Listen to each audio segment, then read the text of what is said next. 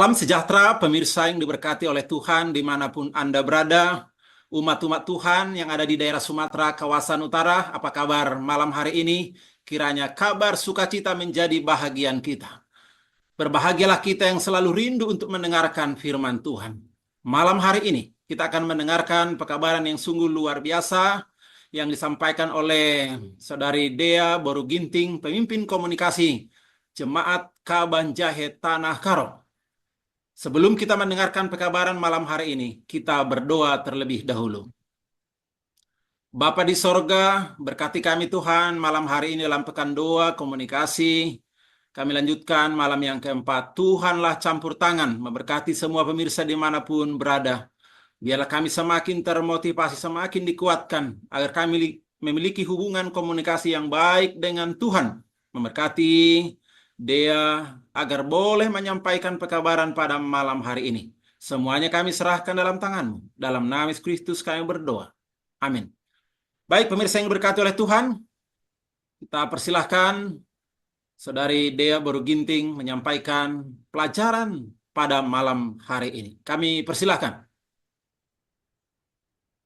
Baik, selamat malam sahabat-sahabatku semua. Kita bertemu kembali dalam pekan doa komunikasi kita. Kita sudah tiba di hari keempat, hari Rabu, 25 September 2024. Nah, malam ini judul pelajaran kita adalah memulai pelayanan komunikasi dan media di gereja lokal, mengapa tidak? Nah, menarik judulnya. Untuk ayat intinya terdapat dalam Lukas 14 ayat 28 yang bunyinya, sebab siapakah di antara kamu yang jika hendak mendirikan sebuah menara, tidak duduk terlebih dahulu untuk memperhitungkan biaya yang diperlukan, kalau-kalau ia tidak sanggup menyelesaikannya. Kita hidup di zaman yang perkembangan teknologinya sangat pesat. Oleh karena itu, memulai pelayanan media ministry di gereja lokal adalah langkah yang sangat penting untuk memanfaatkan teknologi dan media untuk menyebarluaskan pesan Injil dan kegiatan gereja. Pada kesempatan ini kita akan membahas panduan praktis untuk memulai pelayanan media ministry yang dilengkapi dengan referensi Alkitab untuk setiap langkah. Pada malam ini ada 7 topik yang mau kita bahas. Topik pertama adalah kita harus menetapkan tujuan dan visi. Bila mana kita baca dalam Alkitab, di buku Habakuk 2 ayat 2, yang bunyinya demikian, jawab Tuhan kepadaku, tuliskanlah visi itu, dan ukirkanlah pada loh-loh, supaya dapat dibaca orang dengan mudah. Saudaraku, sahabat-sahabatku semuanya, menetapkan tujuan dan visi yang jelas adalah langkah yang pertama. Visi harus mencakup apa yang mau kita capai melalui media, seperti menyebarluaskan khotbah, meningkatkan keterlibatan jemaat, bahkan mendukung semua kegiatan gereja kita. Kenapa? Karena visi yang jelas akan memberikan arah dan fokus bagi pelayanan kita.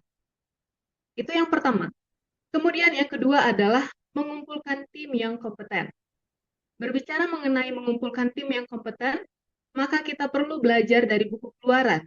Keluaran 31 ayat 3 sampai 5 yang bunyinya, Aku telah memenuhi dia dengan roh Allah, dengan kebijaksanaan, pengertian, dan pengetahuan dalam segala macam pekerjaan. Dalam membuat rencana, dalam memahat ukiran, dalam bekerja dengan emas, perak, dan tembaga, dalam membuat pekerjaan ukiran batu, dan pekerjaan ukiran kayu, dan dalam segala pekerjaan. Mengumpulkan tim merupakan keterampilan dan bakat dalam berbagai aspek, seperti berbakat dalam video, berbakat dalam audio, desain grafis, media sosial, merupakan hal-hal yang penting, di mana setiap anggota tim yang telah kita kumpulkan akan memiliki keterampilan yang sesuai dengan kebutuhan pelayanan media dan semangat untuk melayani. Kemudian yang ketiga, langkah yang ketiga adalah menyusun rencana kerja dan anggaran. Seorang dokter dalam Alkitab, Dr. Lukas menulis dalam Lukas 14 ayat 28, sebab siapakah di antara kamu yang Jika hendak mendirikan sebuah menara, tidak duduk terlebih dahulu untuk memperhitungkan biaya yang diperlukan. Kalau-kalau ia tidak sanggup menyelesaikannya, nah, rencana kerja adalah hal yang penting. Itu mencakup semua aspek teknis dan operasional dari media ministry, termasuk di dalamnya perangkat keras, perangkat lunak yang dibutuhkan, termasuk anggaran, juga jadwal-jadwal yang akan kita kerjakan, menghitung biaya, merencanakan penggunaan sumber daya kita, dilakukan dengan bijaksana guna untuk mencapai keberhasilan pelayanan kita. Kemudian tahap yang keempat, mengembangkan konten yang relevan dan berkualitas. Salah satu hal yang paling dibutuhkan adalah konten yang berkualitas. Itu sebabnya Alkitab pernah menulis dalam Kolose 3 ayat 23, apapun yang kamu perbuat, perbuatlah dengan segenap hatimu, seperti untuk Tuhan dan bukan untuk manusia. Di mana konten yang akan kita buat harus relevan, harus berkualitas, dan sesuai dengan pesan Injil. Ini termasuk khotbah, pengajaran, berita gereja, bahkan materi promosi sekalipun harus kita lakukan dengan sungguh-sungguh, dengan segenap hati, dan semuanya hanya berorientasi. Dan tahap yang kelima, menggunakan teknologi dengan bijaksana. Buku Korintus dalam 1 Korintus 9 ayat 22 berkata, bagi orang-orang yang lemah, aku menjadi seperti orang lemah, supaya aku dapat memenangkan orang-orang yang lemah. Bagi semua orang, aku telah menjadi segala-galanya, supaya aku sedapat mungkin memenangkan beberapa orang. Teknologi adalah alat yang sangat berguna dalam media ministry, tetapi harus digunakan dengan bijaksana untuk melayani berbagai kebutuhan jemaat juga audiens. Marilah kita memilih teknologi yang bisa menjangkau orang-orang dengan cara yang paling efektif dan tetap sesuai dengan tujuan pelayanan kita. Kemudian langkah yang keenam, kita harus selalu berdoa dan juga mencari petunjuk Tuhan. Buku Yakobus dalam Yakobus 1 ayat 5 berkata, tetapi apabila di antara kamu ada yang kekurangan hikmat, hendaklah ia meminta kepada Allah, yang memberi kepada semua orang dengan murah hati dan tidak membangkitkan rasa kecewa. Maka hal itu akan diberikan kepadanya. Saudaraku, sebelum kita memulai atau membuat suatu keputusan penting, terkhusus dalam media ministry sesuai topik kita malam ini, kita perlu berdoa dan minta petunjuk, minta hikmat dari Tuhan.